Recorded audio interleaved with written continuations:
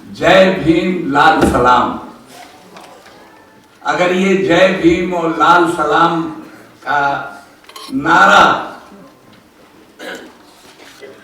और ऊंचा उठेगा और मजबूत होगा कि मुसलमान की बात तो छोड़ दीजिए, पसमानदा की बात तो और भी छोड़ दीजिए, लेकिन आप लोगों को जो संविधान का शब्द है, संविधान की जो मूल भावना है, सेकुलरिज्म, धर्मनिरपेक्षता, पंथ निरपेक्षता, जिसको निकाल देने से ये संविधान एक नरकंकाल रह जाएगा। ये आत्मा है, आत्मा है, रूह।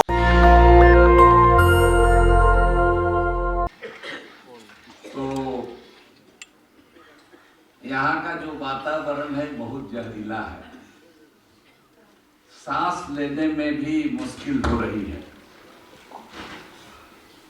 खैर, हम लोग अभ्यस्त हो गए हैं। पूरे देश का वातावरण, चाहे सियासी हो, चाहे माली एतबार से हो, समाजी एतबार से हो,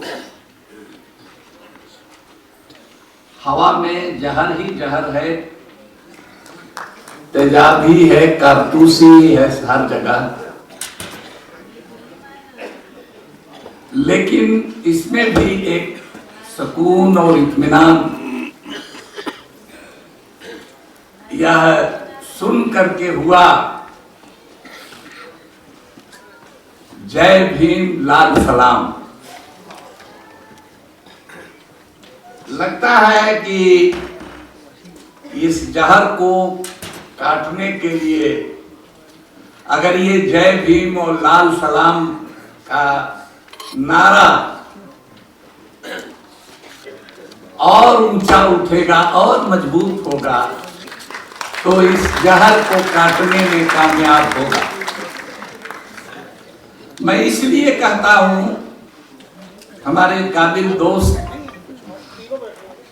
प्रोफेसर रतनलाल जी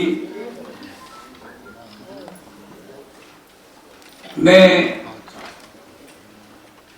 अच्छी तरह से सारी बातों पर प्रकाश डाला है। मेरा मामला कुछ नया है। बाबा साहब को भी इस बात की चिंता थी कि जो हिंदू दलित हैं उनमें तो एक चेतना पहले से थी, उनकी स्थिति के बारे में, उनकी लड़ाई भी थी उससे उबरने के बारे में। वो चिंतित थे कि भाई मुस्लिम समाज में इसकी चेतना का अभाव है। आज बाबा साहब अम्बेडकर होते तो शायद खुश होते कि जो उनकी चेतना थी, देर से ही सही, उस समाज में भी ये चेतना पैदा हुई है, ये बेदारी पैदा हुई है।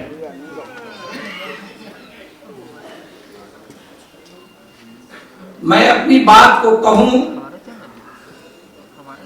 उससे पहले मैं सबसे पहले और भी बहुत सारे लोग, विल्सन साहब हैं और तकरीबन 6 साल तक मोहतरमा वृंदा करात जी हम लोगों की सीनियर लीडर थी पार्लियामेंट में। और जब भी कोई दलितों को लेकर के या मुसलमानों को लेकर के या इस तरह के गरीब गुरबा के को लेकर के कांग्रेस रिजाइन में भी, यूपीए के समय भी जो सवाल उठते थे, तो मैं बराबर इनके बगल में, गर्चे कि मैं उस समय दूसरी पार्टी में था, लेकिन चाहे ये कोई सवाल उठावे या सीताराम येचुरी साहब उठाए या डी राजा साहब उठाए, मैं कभी अपनी पार्टी और नेता से पूछने भी नहीं जाता था। आमतौर पर लोग पूछ, मिल करके जितने संगठन हैं और इसके अलावे भी जो लोग दलितों के सवाल को लेकर के लड़ते हैं देश भर में, उनको लेकर के एक बड़ी मुहिम छेड़ी जाए, एक बड़ा आंदोलन इस देश पे खड़ा किया जाए। ये वक्त की जरूरत है। तो इस तरह का कोई आंदोलन खड़ा होगा तो ठीक उसी तरह से मैं आज संसद में तो नहीं हूं, लेकिन सड़क पर आपके खिलाफ हम और हमारे जो भी साथी हैं वो आपके साना बसाना खड़े मिलेंगे। साथियों, ज्यादा समय नहीं लूंगा, लेकिन उतना समय तो लूंगा चूंकि हमारा नया मामला है और कई बातें आमतौर से ये माना जाता रहा है, जो इस बहुत सारे स्कॉलर भी इस बात को लिखते रहे हैं, बुद्धिजीवी भी, मुस्लिम हो हिंदू हो, कि मुस्लिम समाज एक मोनोलिथ समाज है, एक होमोजेनस समाज है, एक ग्रुप समाज है। लेकिन बाबा साहब ने इस बात को पहले रेखांकित किया है कि ऐसा नहीं है। महात्मा गांधी ने इस बात को रेखांकित किया कि ऐसा नहीं है। डॉक्टर राम मनोहर ने रेखांकित किया है कि ऐसा नहीं है।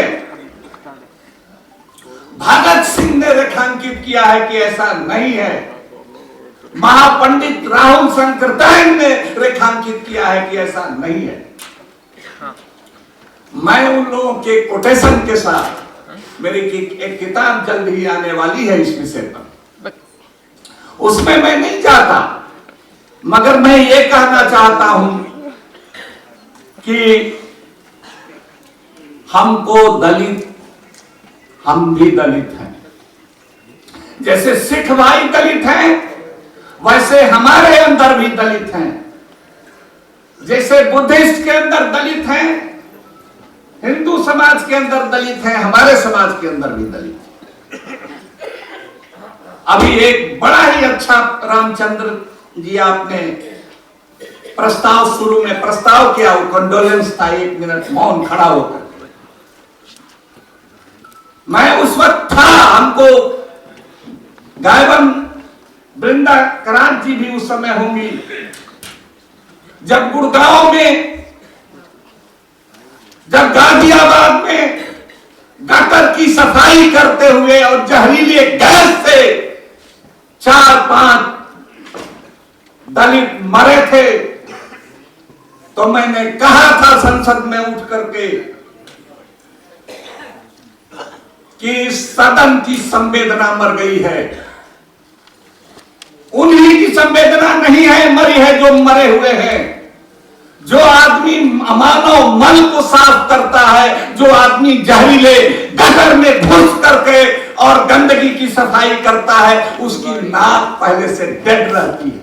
जिसकी नाक अगर एलाइव होगी, जिंदा होगी, वो कभी भी मानव मन की सफाई नहीं कर सकता। लेकिन हमारी तो पीढ़ी दर पीढ़ी, सैकड़ों हजारों साल से हम लोग ये काम करते आ रहे हैं, हमारी नाक मर जाती है। लेकिन हमने पार्लियामेंट से पूछा था कि क्या इस सदन की भी संवेदना मर गई है? क्यों नहीं हम लोग इस पर उद्वेलित होते हैं? क्या हमको बहुत थापड़ बेलना पड़ता है हमारे जैसे लोगों को इस सवाल को उठाने के लिए संसद में? कानून की किताब में तो ये मैला सर पर ढोने को गैर कानूनी घोषित कर दिया गया है, लेकिन कश्मीर से लेकर कन्याकुमारी से बिहार से लेकर के दिल्ली तक ये चारों जगह मैला ढोने की प्रथा आज भी जारी है। ठीक ही आपने कंडोलेंस वहां से शुरू किया, तो हमारे अंदर भी हैं। आपके अंदर हलाल खोर हैं, तो हमारे आपके अंदर हलखोर है, तो हमारे अंदर हलाल खोर है।